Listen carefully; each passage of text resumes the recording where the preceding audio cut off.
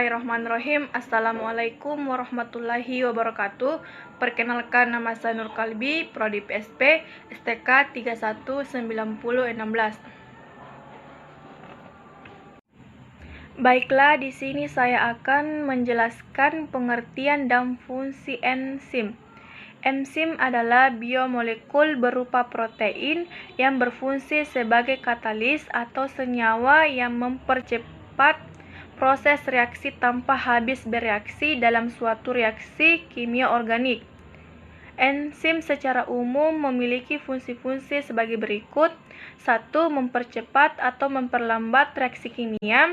2. Mengatur sejumlah reaksi yang berbeda-beda dalam waktu yang sama. Enzim disintesis dalam bentuk calon enzim yang tidak aktif kemudian diaktifkan dalam lingkungan pada kondisi yang tepat. 3. Sifat enzim yang tidak ikut bereaksi dengan substrat inilah yang sangat paling menguntungkan dalam sebuah percepatan reaksi kimia pada tubuh organisme. Selanjutnya yaitu sifat-sifat enzim. Berikut ini penjelasan dari sifat-sifat enzim yang harus kita ketahui, yaitu biokatalisator. Bersifat katalisator yaitu enzim adalah senyawa katalis yang mempercepat sebuah reaksi kimia tanpa ikut bereaksi. Sedangkan enzim berasal dari organisme, maka disebut juga sebagai biokatalisator. Yang kedua yaitu termolabil. Enzim sangat dipengaruhi oleh suhu. Enzim memiliki suhu optimum untuk dapat menjalankan fungsinya. Yang ketiga yaitu spesifik. Enzim akan mengikat substrat yang mampu untuk berkaitan dengan sisi aktif enzim. Keempat yaitu dipengaruhi pH. Enzim tersebut bekerja pada suasana netral 6,5-7, tetapi beberapa enzim optimum pada pH asam seperti pepsinogen ataupun pada pH yang basa seperti tripsin. 5. Bekerja bolak-balik. Enzim yang memecah senyawa A menjadi B juga enzim membantu reaksi membentuk senyawa B dari senyawa A. 6. Tidak menentukan arah reaksi.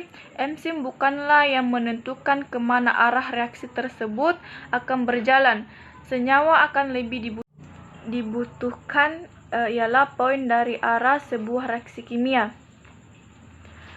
Ketujuh, hanya diperlukan dalam jumlah sedikit. Jumlah yang dipakai sebagai katalis tidak perlu banyak. Satu molekul enzim dapat bekerja berkali-kali selama molekul tersebut tidak rusak. 8. Merupakan koloid. Karena enzim tersusun atas komponen protein, maka sifat-sifat enzim tergolong koloid. Enzim memiliki permukaan antar partikel yang sangat besar sehingga bidang aktivitasnya juga besar. 9. Enzim mampu menurunkan energi aktivasi. Energi aktivasi suatu reaksi adalah jumlah energi dalam kalori yang diperlukan untuk membawa semua molekul pada 1 mol senyawa pada suhu tertentu menuju tingkat transisi pada puncak batas energi. Selanjutnya yaitu struktur enzim. Enzim berbentuk 3 dimensi yang kompleks. Enzim memiliki bentuk khusus untuk mengikat substrat. Bentuk enzim lengkap disebut dengan haloenzim. Enzim tersusun oleh 3 komponen utama. 1. Komponen utama protein. Bagian enzim yang berupa protein disebut apoenzim. Apoenzim atau istilah lain apoprotein. 2. Gugus prostetik. Komponen enzim ini bukan protein yang terdiri dari 2 macam, yaitu koenzim dan kofaktor. 3. Yaitu sisi aktif enzim atau active site. Sisi ini merupakan bagian enzim yang berkaitan dengan substrat.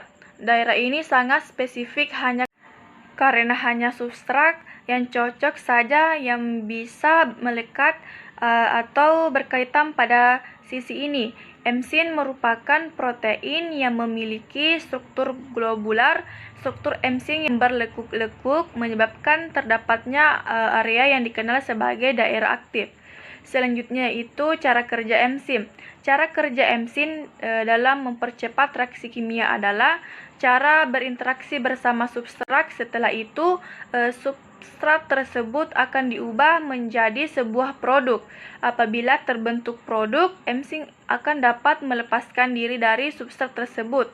Hal tersebut dikarenakan enzim tidak dapat bereaksi dengan substratnya. Terdapat dua teori yang menggambarkan. Yang pertama itu teori gembok kunci. Penemu teori ini adalah Emil Fischer pada 1894 berkaitan dengan substrat yang memiliki bentuk yang sama atau spesifik dengan sisi aktif dari enzim, artinya hanya substrat yang punya bentuk yang sesuai secara spesifik dapat berhubungan dengan enzim tersebut. Enzim diilustrasikan sebagai kunci dan substrat sebagai gembok karena gembok dan kunci akan mempunyai kecocokan sisi yang sama untuk bisa membuka ataupun sebaliknya. Kekurangan teori ini tidak mampu menjelaskan mengenai kestabilan enzim. Pada saat peralihan titik reaksi enzim, teori kedua tersebut adalah teori induksi. Daniel Khoslan pada 1958 adalah yang menggunakan teori ini.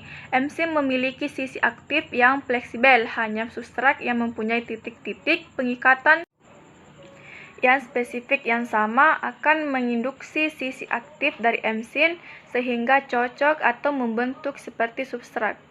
Sekian dan terima kasih. Kurang dan lebihnya mohon dimaafkan. Wabillahi taufiq wal hidayat. Wassalamualaikum warahmatullahi wabarakatuh.